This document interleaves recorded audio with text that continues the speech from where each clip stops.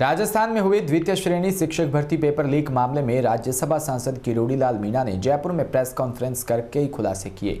एक तरफ जहां आरपीएससी पर सवाल उठाते हुए दावा किया कि पेपर लीक मॉडरेटर के जरिए होता है और मॉडरेटर आरपीएससी की गोपनीय शाखा के अधीन आता है, तो वहीं किरोड़ी लाल मीणा ने यह भी दावा किया कि यहां से पेपर लीक होने के बाद किन किन जगहों पर गया। मीणा के मुताबिक पेपर वितरित होने के लिए 4 गाड़ियों से जयपुर में गए।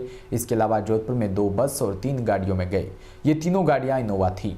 इसके अलावा बीकानेर में 3 गाड़ी, अजमेर में 2 गाड़ी, अलवर में 4 गाड़ी, भरतपुर में 5 गाड़ी, दौसा में 2, कोटा में 2, उदयपुर में 1 बस और 5 गाड़ी से पेपर गया।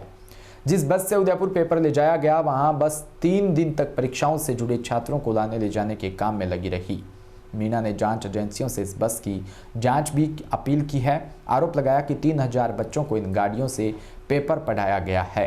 राज्यसभा सांसद किरोड़ी लाल मीणा ने कहा कि सुरेश ढाका की गैंग में मैं पहला शख्स महेंद्र बिश्नोई, जो रेलवे में कार्यरत है, जो ऑनलाइन परीक्षा हैक करने का काम करता है। उसने railway, JN, technical helper, ANM, GNM की ऑनलाइन परीक्षा भी हैक किया था। दूसरा शख्स कमलेश ढाका, जो सुरेश ढाका का छोटा भाई है।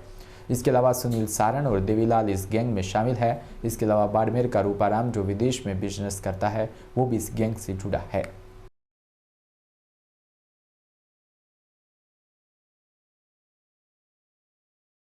की बता है कि गांधीवादी तरीके से, लोकतांत्रिक तरीके से बड़ा जनसैलाब इकट्ठा करके सरकार को मनवाया जाए, और मैं इसकी तैयारी करूंगा पार्टी से अनुमति लेकर। और कोई कानून मेरा सवाल ये है, और कोई कानून मैकेनिज्म कैसा होना चाहिए आपके हिसाब से ताकि पेपर लीक ना हो? जी, मैकेनिज्म क्या डेवलप करे सरकार? मैकेनिज्म तो सरकार कानून ले आई, लेकिन उसको धरातल पर पालन करने की कमी है।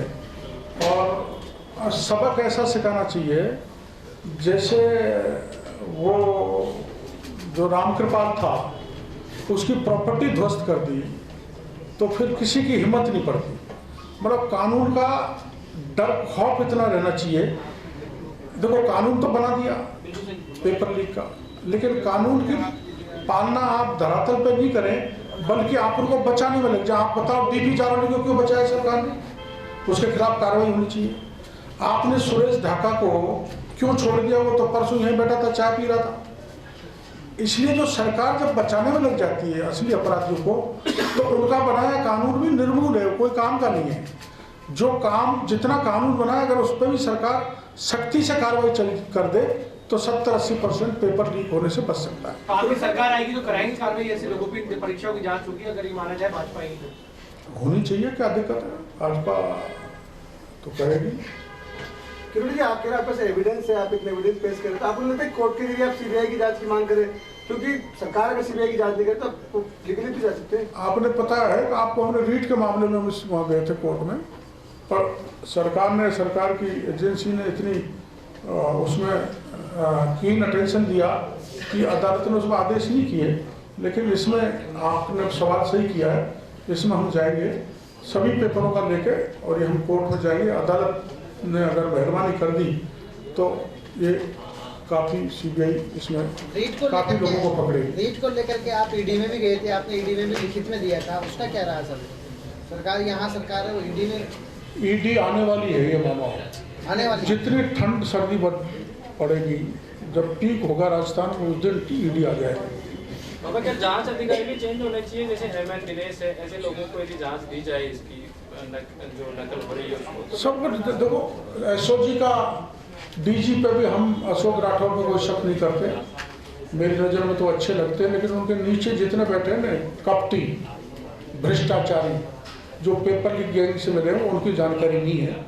मैंने उनको भी व्यक्ति से बता दिया कि आपके यहाँ कौन कौन गड़बड़ है, शायद वो क्यों नहीं कार्रवाई कर पाते। मेरे को तो ये लगता है कि कोई हेमंत दिनेश बैठा है, चाहे अशोक राठौर बैठा है, चाहे कोई किसी को बैठा है, सरकार का दबाव इसमें है ऐसी परीक्षाओं में। मैंने आपको भी पहले कहा था, रीट का जब पेपर लीक हुआ था, कि ऐसे बड़े लोगों के हाथ इसमें निकलेंगे जो SOG हाथ नहीं डाल पाएगी। इसलिए मामला CBI को देना चाहिए। उसमें मैं आज आपको फिर दोहरा रहा हूँ, 5 MLA और 3 मंत्री हैं। 2 मंत्री तो मुख्यमंत्री जी के बड़े नज़दीक है रीट पेपर लीक में, इसलिए SOG काम नहीं कर पा रही। जब ऐसा कोई नाम इस टीचर की परीक्षा में निकल आएगा, तो फिर अधिकारी को दबा दिया जाएगा। क्या हेमंत दिनेश करेंगे, क्या अशोक राठौर करेगा? तो स्टेट की एजेंसी नहीं कर सकती, इसलिए सीबीआई की जांच की मांग मैं दोहराता हूँ। आपको लगता है मास्टरमाइंड के नाम पे, मास्टरमाइंड के नाम पे जिस तरह से 24 तारीख को पेपर आउट हुआ था, सबके सामने आ गया था वो, क्या आपको लगता है कि 21 22 वाला भी हुआ होगा? तीनों पेपर लीक हुए हैं, हम ये कहना भूलिए आपको। तीनों पेपर 15 दिन पहले आरपीएससी से सुरेश ढाका भूपेंद्र के हाथ में आ गए थे, वाया आरपीएससी का स्टाफ, जिसका नाम बताना ठीक है, ये पक्का कह रहा हूँ मैं, और वही निकलेगा।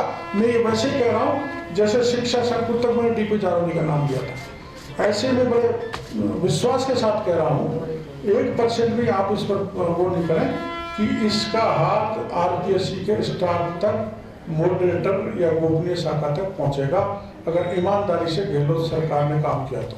डॉक्टर साहब, आपने ये भी कहा कि जो केवल उदयपुर में नहीं हुआ पेपर लीक, बाकी जगहों पर भी कारों से और इनोवा वगैरह से पहुंचाए गए, और तीनों दिन पहुंचे ये पेपर। तीनों दिन